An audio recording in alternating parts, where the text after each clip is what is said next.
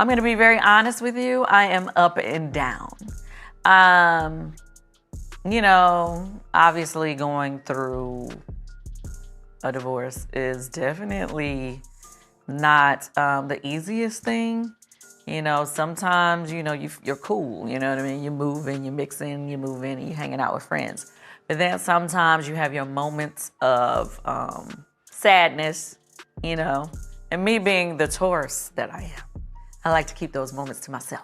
A woman worth $30 million, Grammy-winning songwriter, 14 seasons on Real Housewives of Atlanta, co-wrote No Scrubs, co-wrote Bills, Bills, Bills, still collecting royalties on Ed Sheeran's Shape of You. That woman just had to pay her ex-husband $426,000 in a lump sum settlement. And the best part? He was living rent-free in her guest house the entire time they were fighting about it. Not a guest room, a whole guest house, on property she bought before the marriage. And according to court documents, he wasn't paying a single expense. Not utilities, not gas, not lawn care, not water, not pest control, not even the alarm system. That is the divorce of Kandi Burruss and Todd Tucker. And when you dig into how this whole thing played out over just 4 months, from the announcement in November to the final judgment in March, it tells you so much more than just who got what. It tells you who was always holding the bag. Let me set this up properly because the timeline matters. Kandi went on Watch What Happens Live with Andy Cohen in February 2026 and said she actually made the decision to end the marriage back in July 2025. She told Andy there was a specific situation that happened that month, and when he pushed for details, she shut it down. It happened in July.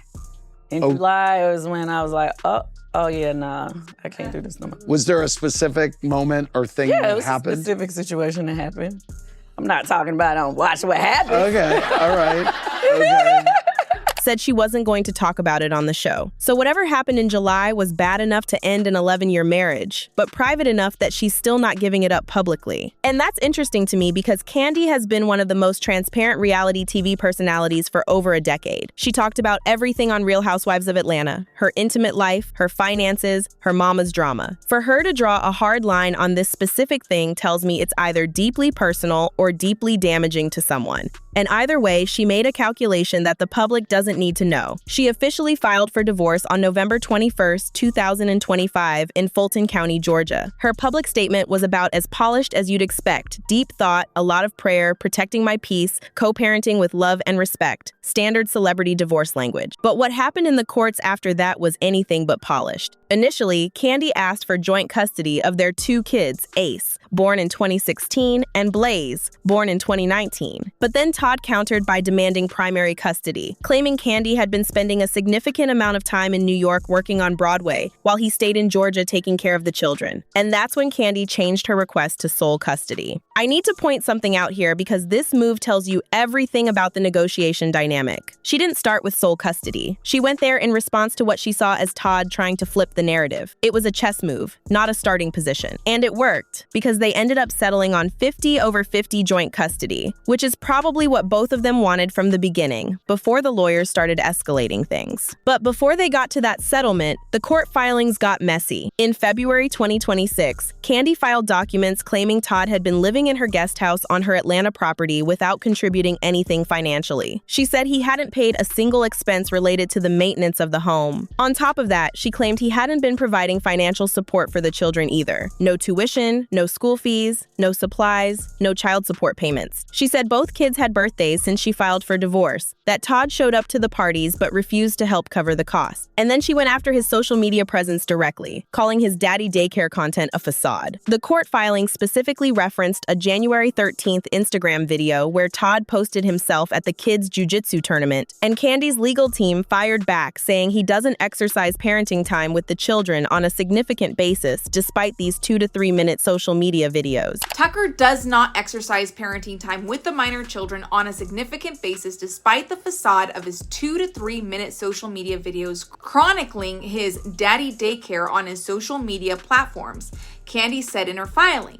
Kandi also claims that Todd tries to interfere with her parental time despite them already having an agreement. And can we just talk about how calculated that is on both sides? Todd is out here posting involved dad content while allegedly not paying for anything. And Kandi's legal team is screenshotting his Instagram posts and entering them into court documents. That is modern divorce warfare, and it's kind of fascinating in a horrible way because you're watching two people who used to produce television together now producing competing narratives about their own breakup. Now, Todd's side is that he was only living in the guest house because Kandi forced him out of the main home they previously shared. So in his version, he didn't choose to be in the back house, she pushed him there. And his primary custody claim was built on the argument that he was the one physically present in Georgia with the children while Kandi was in New York doing Broadway. She had been performing in & Juliet on Broadway starting around November 2025. Well, we have determined that no matter what, we're always gonna be great co-parents for our kids.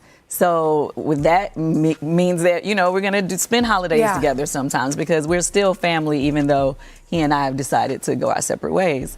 And we're trying to make it as easy as possible for our children. That's so important. That's the important thing. With this show or staying so busy, has that helped? It definitely has helped. When I decided to do this show is like right when... In the thick of it. Yeah, in the thick of it, exactly. So it has been the best therapy for me. And by her own admission, she was flying back and forth between New York and Atlanta to see the kids. So there's a legitimate question there about day-to-day presence versus overall involvement, and I think reasonable people can disagree on what that looks like in practice. Then there was the prenup situation. In December 2025, reports started circulating that Todd felt pressured into signing their prenuptial agreement and was contesting it. This got a lot of attention because if the prenup got thrown out, the financial picture of this divorce changes completely. Kandi's worth is estimated somewhere between 20 and 35 million depending on the source, and a lot of that comes from assets she built independently. Her songwriting catalog alone generates an estimated 1 to 2 million annually in passive royalty income. She co-wrote No Scrubs for TLC in 1999, Bills, Bills, Bills for Destiny's Child. She and I, we got in the studio and No Scrubs came out of it. That's right. That wasn't the plan, but you don't know where your blessing is coming from.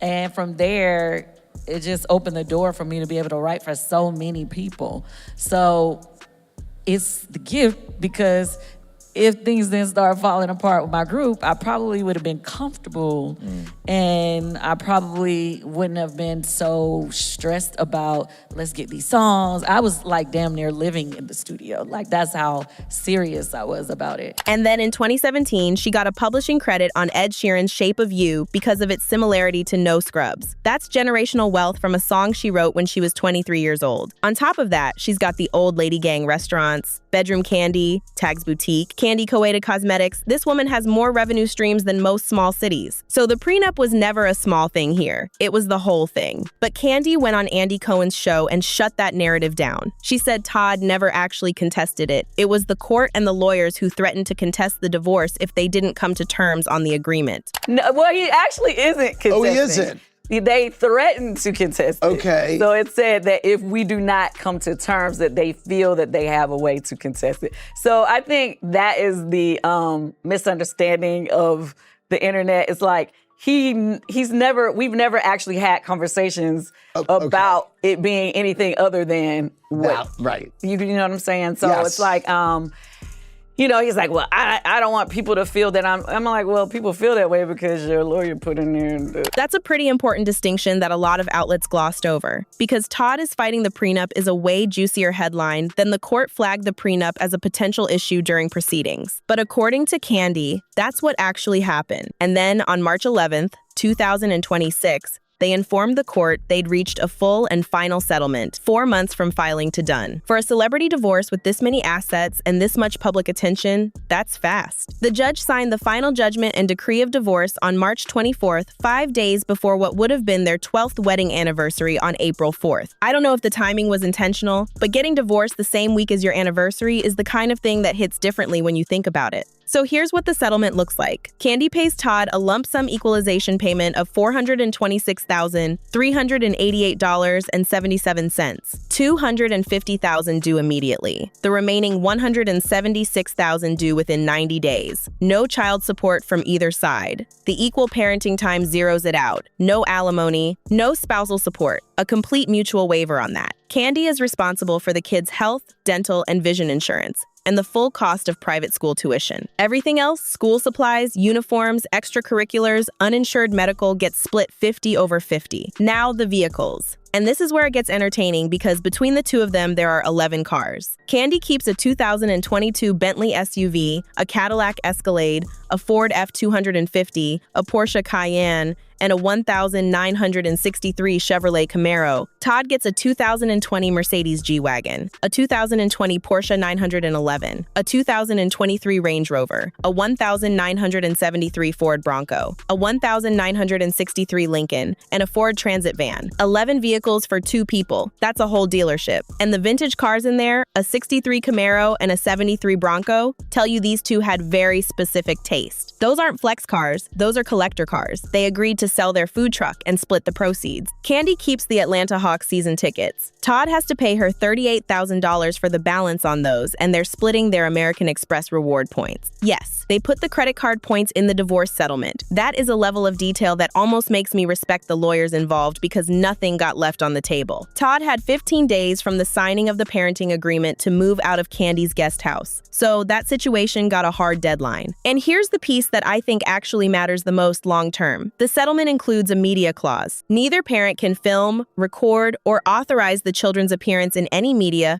without the other parent's written consent. And any money the kids earn from media appearances goes into a custodial account, a 529 plan, or a trust. Given that these two literally met on a reality TV set, Todd was a line producer on Real Housewives of Atlanta Season 4 back in 2011. Before they started dating, putting a media clause in the divorce is both ironic, genuinely smart. They built their relationship on camera, and they're making sure their kids don't become collateral in whatever comes next. And the timing of all this is wild because Real Housewives of Atlanta Season 17 just premiered on April 5th, 2026. Kandi left the show after Season 15, so she's not on this current season, but the audience is very much still invested in her life. She spent 14 seasons being the one housewife who seemed to have it all figured out: the stable marriage, the business empire, the level head in every argument. The actual generator that lights up the building.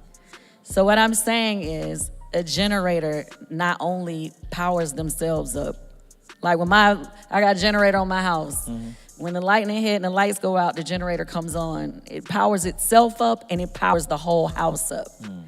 So what I'm saying is I'm a generator because even when I feel down, even when things aren't, where they need to be, I know how to self-motivate myself.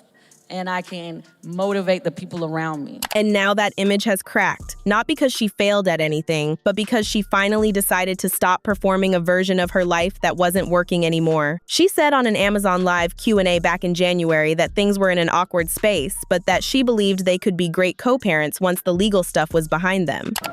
Anytime anybody's going through a divorce, you're gonna have your good days and your days where you're just kind of like, But, it's working out. I'm glad to hear that. How has the dynamic changed, now that you're trying to work it out,